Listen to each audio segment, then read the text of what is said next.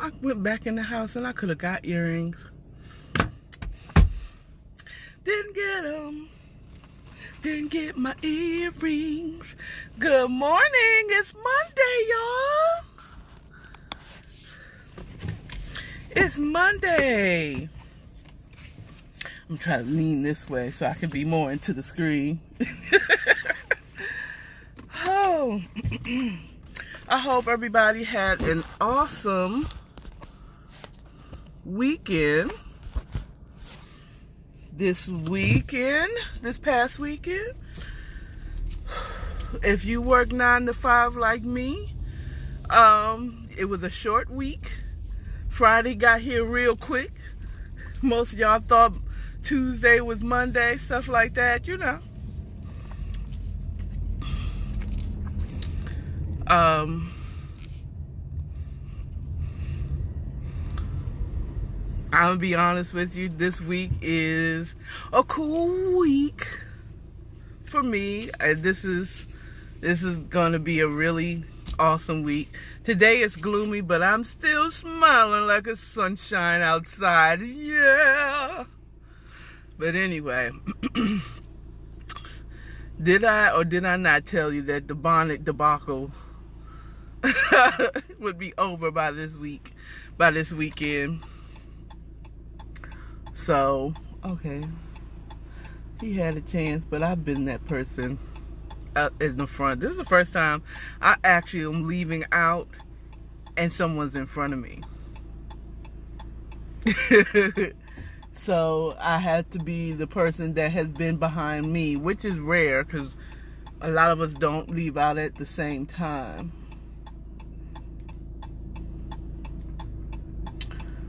Like, you had the chance. Somebody can't drive. Even when someone could turn in and that person still doesn't jump out there. You know what I'm saying? It's like, okay, you don't know how to get into a double Dutch rope, do you?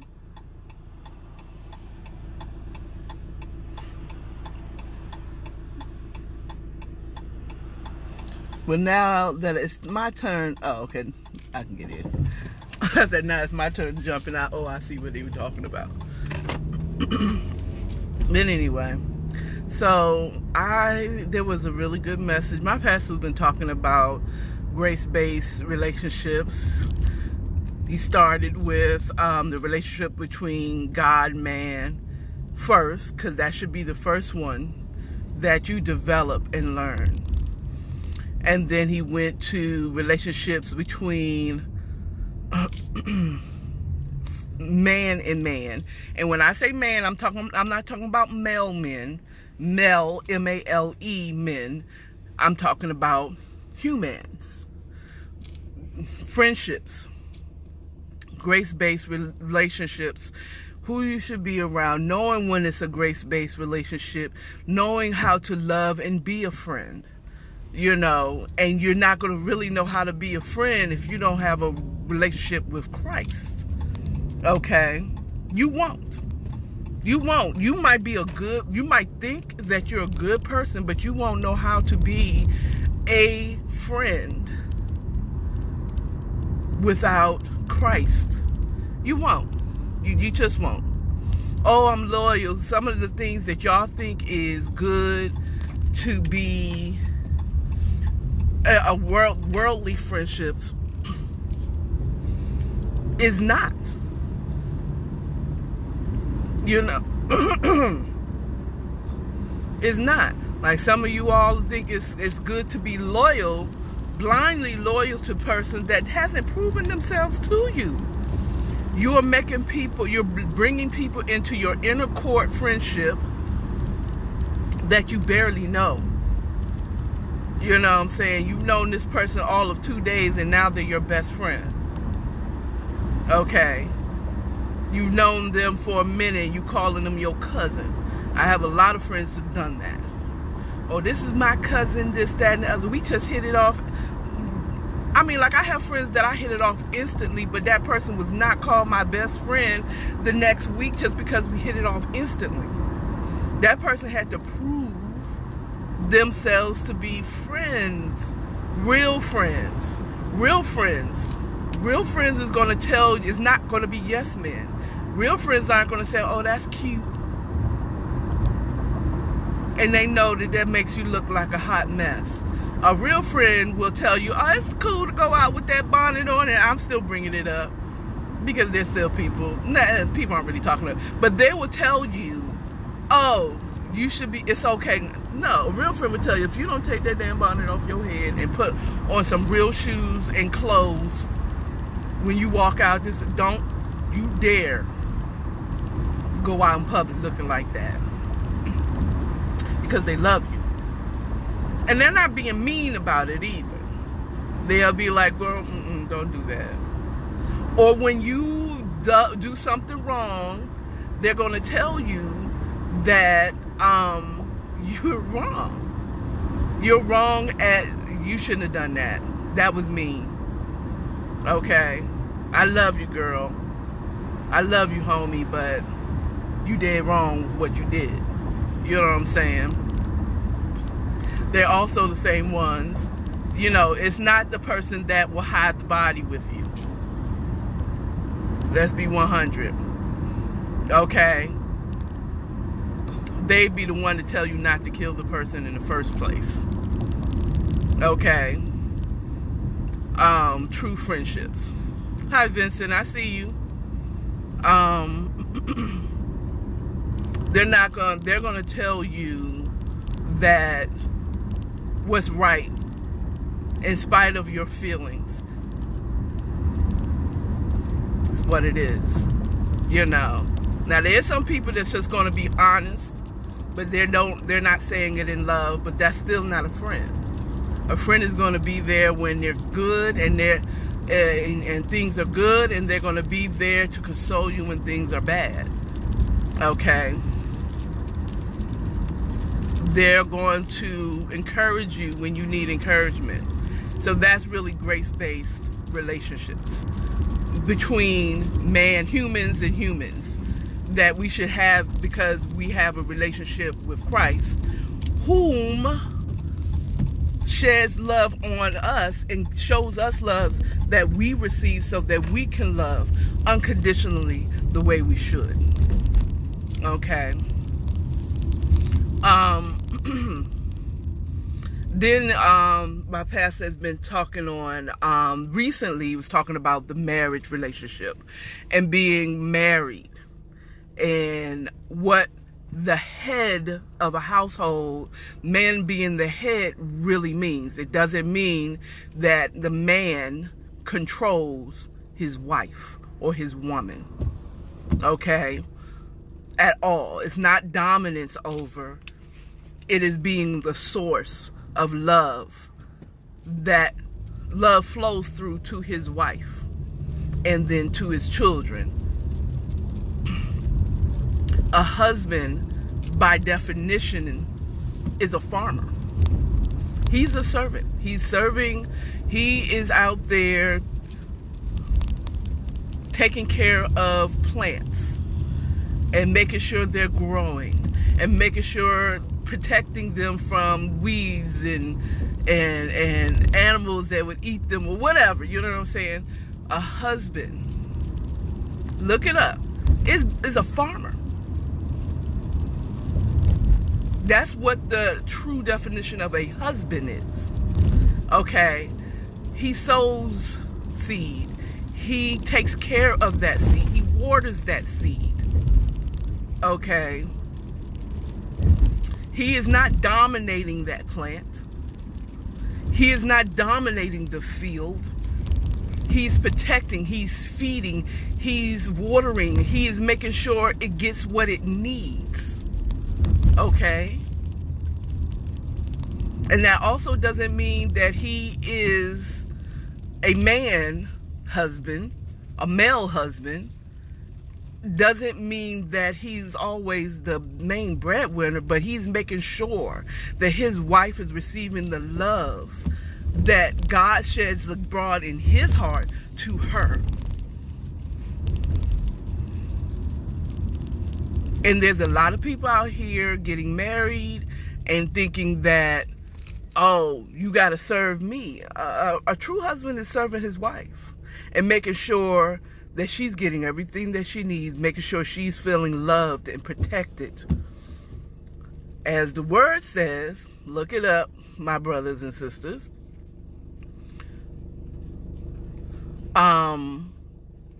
That a husband is to love his wife as Christ loves this church.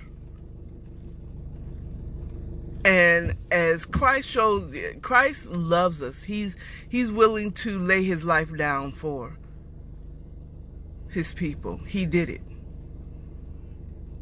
How many husbands can say that they would lay their lives down for their wives?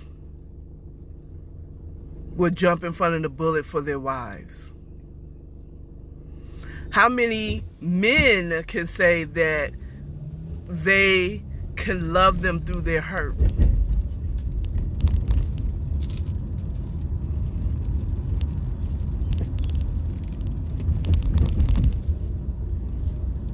A lot of men don't want a woman that is bitter and hurt from past relationships, from men that didn't know, boys pretending to be men and thinking that they're supposed to dominate a woman.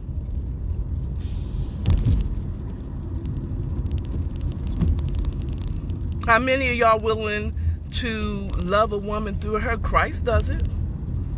Jesus loves us in the middle of our hurt, and he heals us with his love. But a lot of y'all just get married because I love her, because you have a euphoric feeling when this person's around you. Nah. You should have a relationship with Christ, receiving his love, being able to love this woman unconditionally because you know God has put you with this woman. And you're going to have to love her through the hurt, through whatever hurt, church hurt, past relationship hurt. And if you're not ready for that, maybe you should just stay single like Paul until you can do it.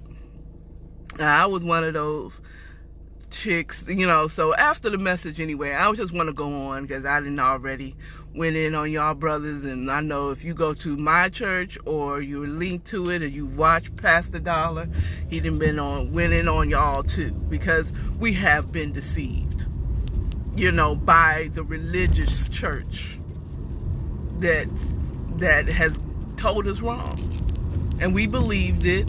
Some of us went along with it. Some of us is like, I hear you, but something about what you're saying doesn't seem to be right. And my wife is not going for it, but I love her.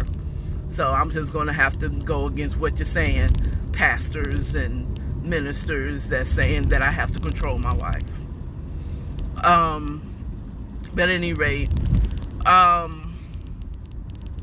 so after yesterday's message, I was like, well, what about us single people? I have never been married. Are you trying to say that God doesn't want to have a man love me, use him to love me? I said, because I have never been married, never been seriously asked to be married. And at one point I felt some type of way about it. But now, I'm kind of happy that I did not get involved in that arena without knowing what I know now, about marriages. I didn't have to walk that walk and go through deal with being with a man that is broken. And I'm broken. And we broken together trying to make it work, thinking that we doing the right thing or whatever the situation is. But it also, my growth as a person has been slower because I didn't have that partner to help grow me up in the spirit. But I've grown. And I didn't hurt another person. And when it comes to a relationship, now, I mean, I've hurt people, you know, I'm pretty sure I've hurt people. I have been hurt, but I didn't really damage a person, because some people get married and the relationship is so horrible when they were married, when they get free, they is not going back to it because it was so horrible. So I guess that's the sunny side of looking at that. But at this point, I can care less if I ever get married. It'd be nice if I do. I still desire to. But I'm at this point in my life, you got to be just short of Jesus to get with me. You know what I'm saying? Because there's a lot of stuff that I accepted when I was younger that I will not, absolutely will not accept today. Okay?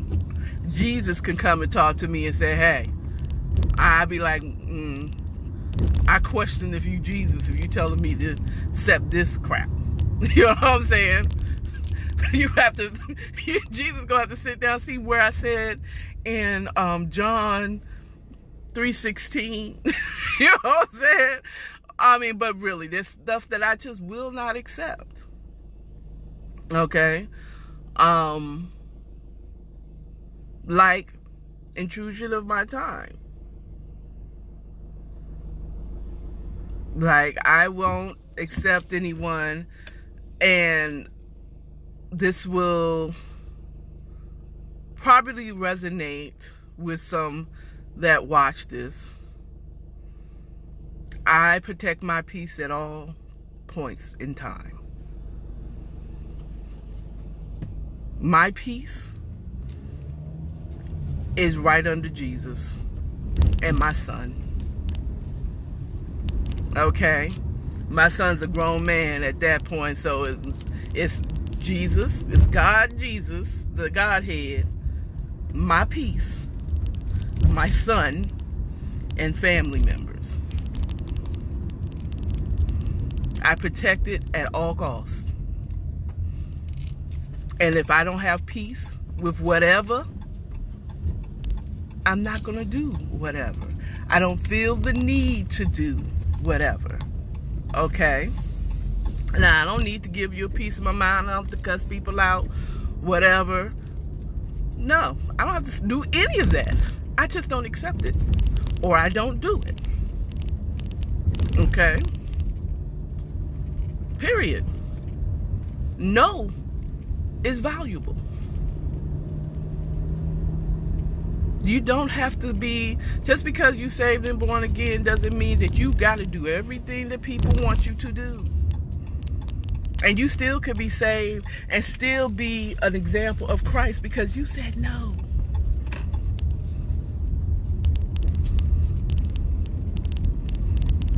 You're not unsaved because I won't allow you in my personal space or to take up my personal time.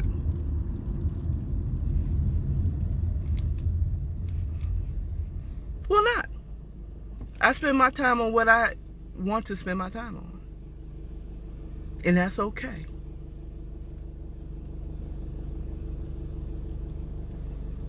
And I will not let you or anyone in this world is going to take my time. Jesus isn't going to take my time. He will offer me, I would like for you to spend time with me. He'll convict you, you need to spend more time with me, Akar. But he ain't gonna just come up and like, hey, let me tell you some stuff. He's gonna offer. He's gonna offer, look, he's gonna gently keep reminding you, I want to spend time with you. Now, the lack of spending time with him may put you in a position where it's like, oh God, you ain't got no other choice but to spend time with him. Or you realize like, dang, he been trying to tell me, he's been trying to talk to me, and I have been ignoring his call all this time. Okay? You know when you've been ignoring God. I said, I'm hoping this, now that I put my signal on, this car will go ahead and get, oh, okay. Well, he was turning. Sometimes it's like that. Anyway, you all have a good day. And remember, be good to one another. Y'all have a great day, no matter if it's sunshiny or rainy. All right? Bye.